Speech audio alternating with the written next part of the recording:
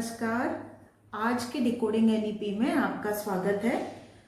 तो आज मैं हिंदी में क्यों शुरुआत कर रही हूँ, because the topic is such. आज का टॉपिक जो है वो बहुत इंटरेस्टिंग टॉपिक है, वो है लोकल टू ग्लोबल। इसलिए मैंने सोचा लोकल लैंग्वेज में बोलना ज्यादा अच्छा रहेगा, क्योंकि हमें लोकल तो रहना है लेकिन लोकल के साथ साथ ग्लोबल जाना है। तो पॉलिसी में, न्यू एजुकेशन पॉलिसी में कौन सी ऐसी चीजें हैं जो कि हमें लोकल से ग्लोबल होने बोलती है। मदर टंग लैंग्वेज वो तो हमने देख ही लिया था। उसके बाद में अब कौन सी चीजों की पॉलिसी बात कर रही है।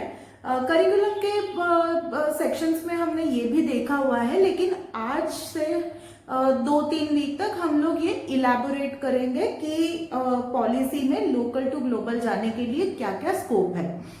सबसे बड़ा और सबसे इंटरेस्टिंग जो चेंज लाया गया है, उसका कहना है कि बच्चों को कोडिंग सिखाई जाए मिडिल स्कूल से लेकर। So what does it mean?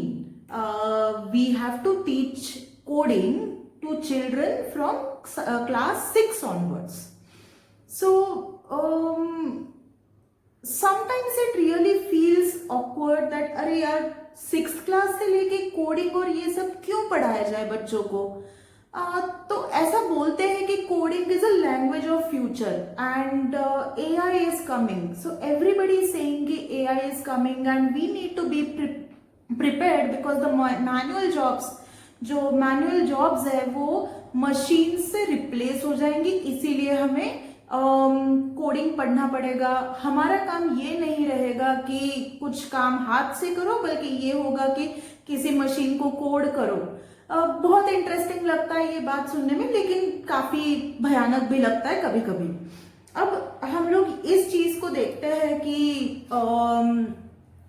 Edtech का जो मार्केट है, एजुकेशन टेक्नोलॉजी स्पेस है, वो आजकल कोडिंग कंपनियों से डोमिनेट हो रखी है। उसका मतलब क्या है? तो बहुत सारी ऐसी नई छोटी छोटी कंपनीज आ रही है जो बच्चों को कोडिंग सिखा रही है।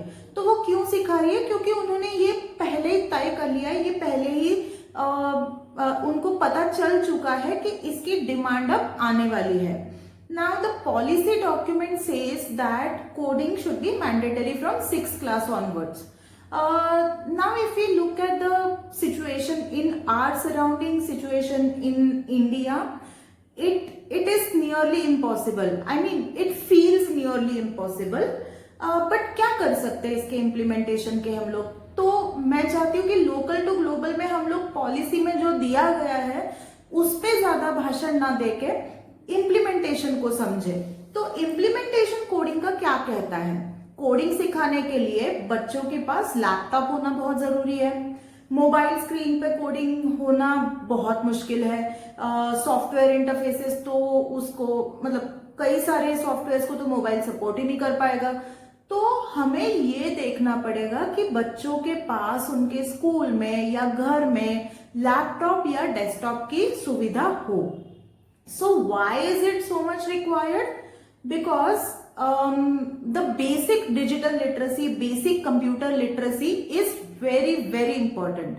We cannot do our work without computers in these days. That is why we need to understand as educator, maybe you are a parent, so parent also need to understand कि बाबा अपने पास अपने बच्चे को computer literacy होना, computer चलाना आना ही चाहिए। उससे एक स्टेप ऊपर हो गया कि कोडिंग सीखना।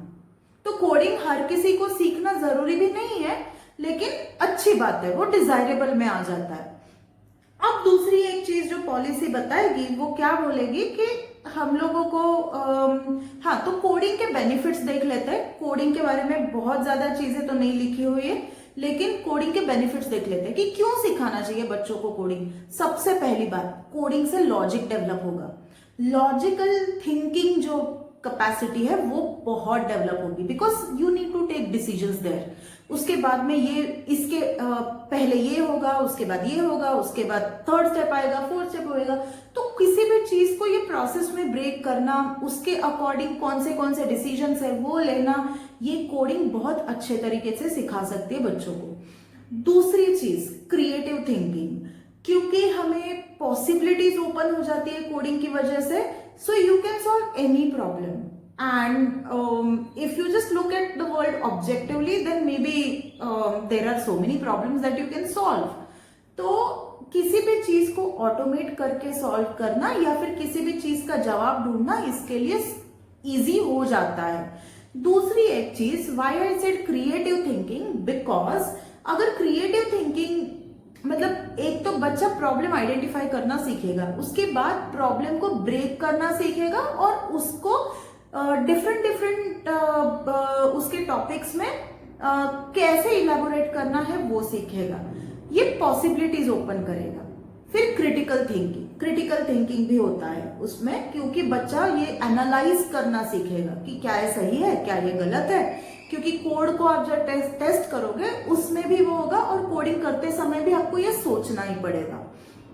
फिर सबसे बड़ी बात, कोडिंग बच्चों को प्रॉब्लम सॉल्व करना सिखाती है. Now how can we think that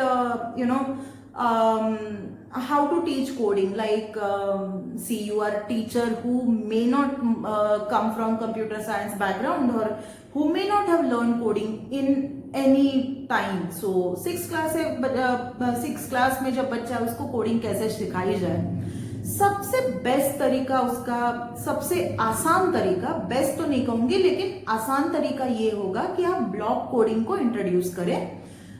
क्योंकि उसमें आप लॉजिकल बिल्डिंग ब्लॉक्स को इंट्रोड्यूस करते हैं. उसमें बच्चा फ्लो चार्ट, अल्गोरिथम से नहीं जाएगा. उसमें आपको अलग अलग प्रोग्रामिंग लैंग्वेजेस की सिंटेक्स पढ़ना जरूरी नहीं पड़ेगा. इसलिए फिर ये बेस्ट तरीका फिर भी नहीं है, क्योंकि बच्चा सिर्फ और सिर्फ छोटा लॉजिक सीखेगा, लेकिन उसमें लॉजिक सिखाना बहुत ज्यादा जरूरी है. मैं ये कभी नहीं कहूंगी कि सिर्फ कोड को कॉपी पेस्ट करके सिखाना है, बिल्कुल नहीं. लॉजिक पढ़ना, एटलीस्ट लॉजिक पढ़ना बहुत ज्यादा जरूरी है. दूसरी step, there are number of software available. One very good example is MIT scratch.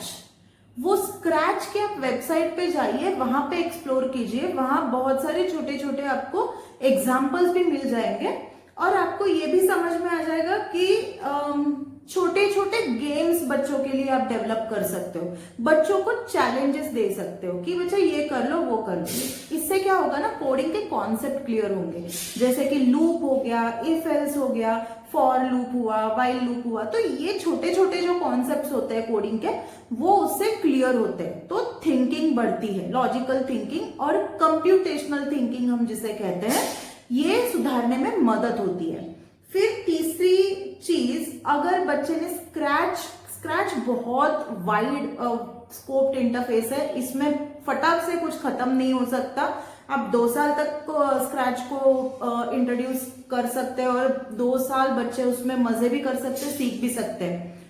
अगर वो समझो आपका एग्जॉस्ट हो गया, तो नेक्स्ट क्या करना है. नेक्स्ट आप ये देख सकते हो कि वेबसाइट कैसे बनाए बच्चा. आजकल वेबसाइट बनाना काफी इजी है, गूगल साइट हो, वर्डप्रेस हो, विक्स हो, इससे. तो आपको यही करना है कि सिंपल गूगल साइट कैसे बनानी है वो बच्चों को सिखाना है. It is very easy to do. You can just Google it and you will find steps in which you can build website. It is not costly also. ये बहुत सस्ते में और फ्री में भी हो जाता है. Then the third thing, when bacha knows how to create website and all, then you can definitely go for app development. अब अगर तो ऐप डेवलप करना ये बहुत ही इंटरेस्टिंग चीज हो गई बच्चों के लिए. तो उसके लिए क्या करना है आपको कि कुछ नो कोड या लो कोड ऐप के इंटरफेसेस आपको मिल जाएंगे, कुछ फ्री में भी मिल जाते हैं. तो वो आप बच्चों को सिखाना शुरू कीजिए, तो उनको ये समझ में आ जाएगा कि ऐप दिखता कैसे है, जो ऐप का इंटरफेस है वो कैसे दिखना चाहिए. इस पे मतलब जिसको हम डिजाइन बोलते हैं ना, वो बच्चा सीखेगा. बच्चा उसके पीछे का लॉजिक ना समझे, लेकिन एटलीस्ट ड्रैग एंड ड्रॉप करके उसको ये समझ में आ जाएगा कि ऐप को अच्छा कैसे बनाना है, मेरा ऐप कैसे दिखना चाहिए. ठीक है. तो इसके बाद में अब तो ऐप डेवलपमेंट का हो गया। अब ये अगर सब कुछ कर लिया तो डिजाइन भी आपने पढ़ लिया, आपने थिंकिंग पढ़ लिया, लॉजिकल और कंप्यूटेशनल थिंकिंग पढ़ लिया। अब इसके बाद क्या? तो इसके बाद introduce flow charts, algorithms and some coding languages. आजकल पाइथन बहुत चल रहा है, जावा है, आप उनको पढ़ाना स्टार्ट कर सकते हो। इससे अब टीचर के लिए ये चीज भी बहुत चैलेंजिंग है, because if you are a teacher who have never really used technology or never interacted with these kind of tech platforms for teaching children, then it will be little difficult for you. But it is not impossible, it is not so difficult as well, because if you go online and if you know what to search and how to make a simple Google search, you will be able to crack it. I am telling you. अब ये हुई 21st century skills की बात, ये हुई local से global जाने की बात। अब सबसे बड़ी चीज मुझे ये लगती है कि अगर बच्चों को 21st सेंचुरी स्किल्स सिखानी है तो एक टीचर को 21st सेंचुरी स्किल्स क्या है, उसमें क्या क्या चीजें हमें चाहिए, ये चीज जानना बहुत जरूरी है। तो हम लोग भी 21st सेंचुरी स्किल पे काम करते हैं। So we thought of presenting something to you, to our dear teachers, and that is 21st Century Teacher Program. Now this program, ये जो हमारा 21st Century Teacher Program है, इसमें हम छोटे छोटे कुछ मॉड्यूल्स इंट्रोड्यूस कर रहे हैं टीचर्स के लिए, जिसमें इंट्रोडक्शन टू टेक्नोलॉजी होगा, थोड़ा बहुत टेक्नोलॉजी टीचिंग का पार्ट होगा, ये इंटीग्रेशन और होलिस्टिक एजुकेशन कैसे प्रैक्टिस करना है वो होगा। फिर नेक्स्ट टाइम जब मैं बताऊंगी डिजाइन थिंकिंग और ग्लोबल सिटीजनशिप को इलैबोरेट करूंगी लोकल टू ग्लोबल में, डिकोडिंग इन एनईपी के सीरीज में, तो वो चीजें होंगी उसमें। 21st सेंचुरी स्किल्स क्या होती है और कैसे पढ़ानी है वो चीज होंगी, और असेसमेंट आप नए तरीके से कैसे डिजाइन कर सकते हो वो चीज होगी। तो ये कुल मिला के आपको एक बहुत बड़ा और अच्छा पैकेज मिलेगा। इसके लिए रजिस्टर करने के लिए लिंक हमने डिस्क्रिप्शन में डाली है, please do visit that link. इसका जो सबसे पहला कोर्स है that is tech introduction to technology, उस कोर्स को हम बोल रहे हैं कि hands on with tech 101। So ये कोर्स अपना 17th अक्टूबर तक शुरू हो जाएगा। 17th October is the date when the course will launch. So please register for this course. There is a link in the description, you can register there और you can directly contact us to know more about this things. Next thing, very important, I keep on reminding you guys that do subscribe to our work on Patreon so that we will keep going, and teachers who subscribe to Patreon or anybody who subscribes to Patreon on Makeshift on Patreon, they are eligible to avail discounts for our courses. So see you in the next video. Thanks a lot, thank you very much. आज बड़ा मजा आया, ये मेरे भी बहुत interesting topic है मेरे लिए। और इस वीडियो को लाइक करना, इस पे कमेंट करना ना भूलना, इसको शेयर जरूर कीजिए सो दैट यूट्यूब हम दूसरों को दिखाएगा, फेसबुक दूसरों को दिखाएगा कि डिकोडिंग एनईपी क्या है, और बाकी लोग भी इसका लाभ उठा पाएंगे। Thanks a lot once again and see you in the next video. Do subscribe to our channel. Bye.